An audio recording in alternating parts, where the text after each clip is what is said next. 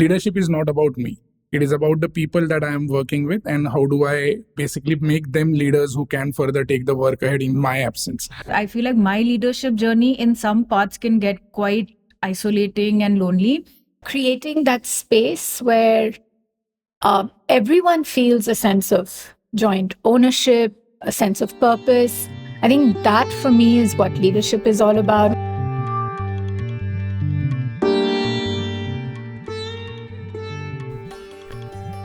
The Dasra Social Impact Leadership Programme began in 2006 as the DSI Accelerator Programme for leaders of not-for-profit organizations early in their scaling journeys.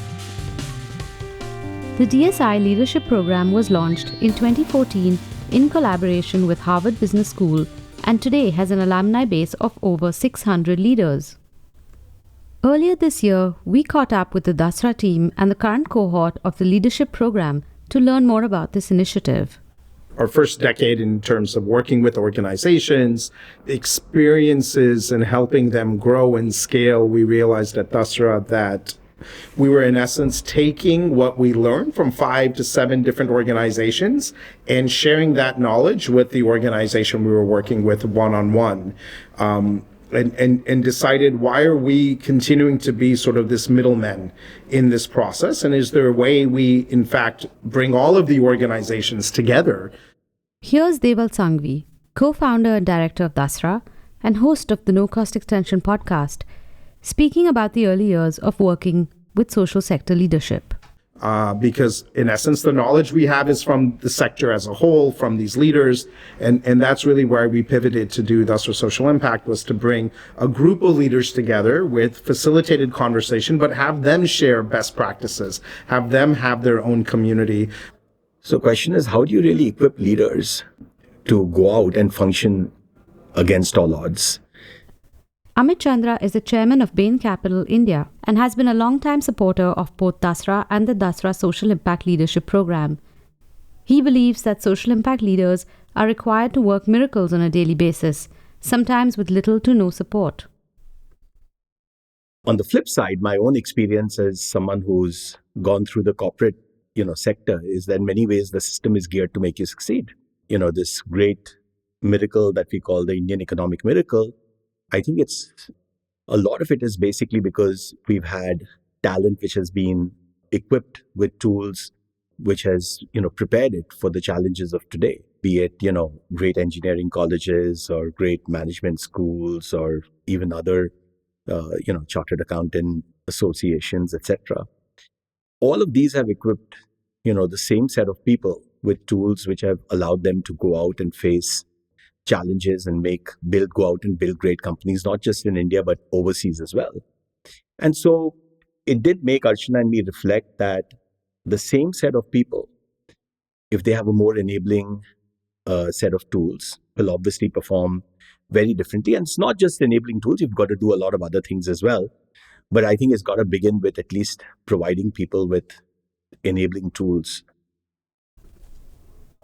This idea led us to Kavneet Kaur, an associate director at Dasra, and we asked her to walk us through how the program has evolved into its current avatar and to help break down the program structure.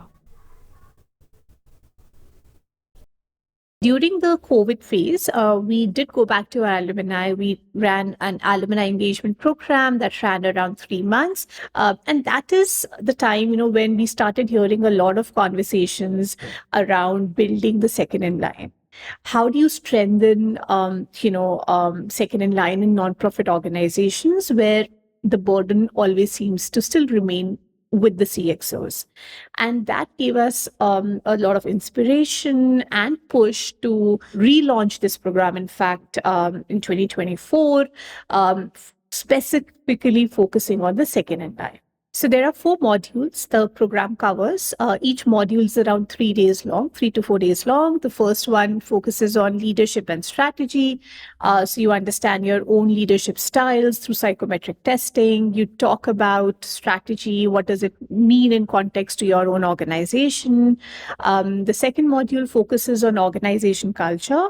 So as you are a growing organization, how do you retain the values? What are some of the non-negotiables in your culture? How do you evolve the organization culture, and how do you take everybody along? The third module is about building a strong narrative for the cause that you support for your organization. So it covers topics like storytelling, communications 101. It also talks about how do you, create solid partnerships for yourself and for your organization. And the final one is on resilience and sustainability, because you do everything, but if you're not resilient, if you don't think about long-term sustainability, it may all just vanish.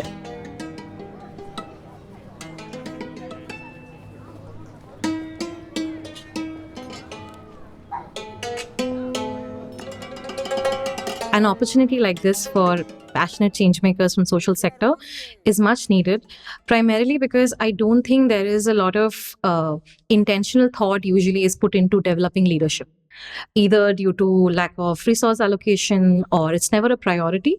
And what that does is you lose your touch from ensuring that you can run an organization effectively. Ahona Krishna works with CLR India, and she believes that developing leadership in the social sector is often not a priority. And even sometimes when you do focus on leadership development, it's usually in isolation. Like you would either learn about programs or you learn about finance. This kind of gave an exposure to everything for an individual person. We asked participants what was most valuable from the program to them. Here's Disket Angmo of MUN Talks, Sohan Mutha of Raintree Foundation, and Saiprasad of Leadership for Equality.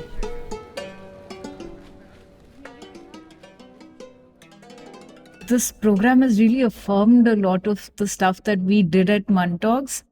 Like I said, I think again for the lack of professional training in, say, management or marketing or content or HR, there's a lot that we've been doing over the past 4.5 years that I didn't have names for, whether it's strategic thinking, whether it's systems thinking, whatever we did. So I feel like the program for me has been this affirming period where I know that there was so much that we're doing that was right. We were doing so many things, we just didn't know we were doing them. We didn't know they had terms, that there were concepts built that people were studying outside in the real world.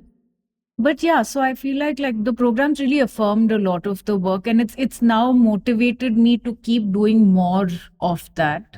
A lot of people come from a lot of management experience, working with people across their career. So that has been, I think, a collective experience of over some 100 years is the group that I'm working with. And that's been a great help in building that system for myself, building that system for my team. It gives you a lot of frameworks, or I think models, or sort of like a structured way of approaching your growth as a leader, which otherwise you always find, or I used to find, very organic in this sector.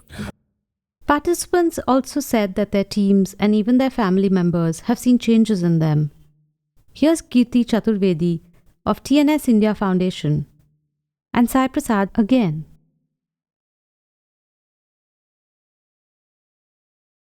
Personally, I think biggest change that my team and my family has seen me, I have become much less a doer myself.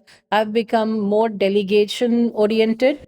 This program is actually helping me to go back with a lot of thoughts of what I can inculcate in my team so that I become a redundant leader for them and they take the work ahead.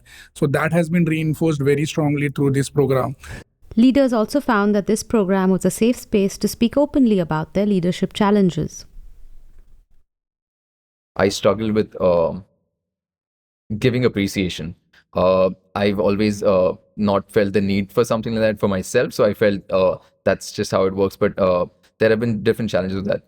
Pretty much everyone in the group has sent me different ways of how they do it, helped me understand how are different ways that I can maybe do it, so that it doesn't seem fake all of a sudden, as you haven't been doing it for a while. And if all of a sudden you start doing WhatsApp pictures, sending emojis, sending big celebratory emails, making those sort of grand announcements in meetings, it can't be a sudden shift as well. So how do you help gradually build something like that? Meeting the people in this cohort, again, I think you take back the wealth of relations which It's phenomenal. I hope I'm not an active WhatsApp person, but I wait for, when something comes up in the WhatsApp group of this cohort, and I look forward to, consume that data. I think from a network perspective, it's been fabulous. I've been able to ask some of the most silliest questions without the fear of being judged, and I've made some fantastic friends here, but also friends that you can really count upon when you need professional help. For example, just on a WhatsApp chat, I was able to get counseling support for a child right in the rural outskirts of Chhattisgarh, sitting in Mumbai. So it's never been that easy. And I think what's wonderful is that in spite of everybody having really busy schedules, they take out time to respond. Everyone's really willing to help out. What I love about this cohort is when I'm here for those 3 days, I don't feel lonely at all because there's so many peers facing so many similar day-to-day events that it's really great. Like I've really built a community that I resonate with. Something I'm excited to try out beyond this, that every couple of months, take a step back, work on yourself, reflect on what you've been doing, and also understand how the team dynamics work without you in the picture. And I think that's an unintended learning from this sort of workshop, which I don't think that's something that they would have deliberately thought of. Maybe they have, but that's something that I definitely look forward to continue doing beyond this. I think over the period of time, we've learned how to manage the day-to-day stresses of work, which is not going anywhere, but at the same time, taking out some amount of our mind space to think, reflect, reinvent, learn, unlearn. I think that's been great. And I'm hoping that even after the program ends, we sort of stay in touch and we can take this ahead.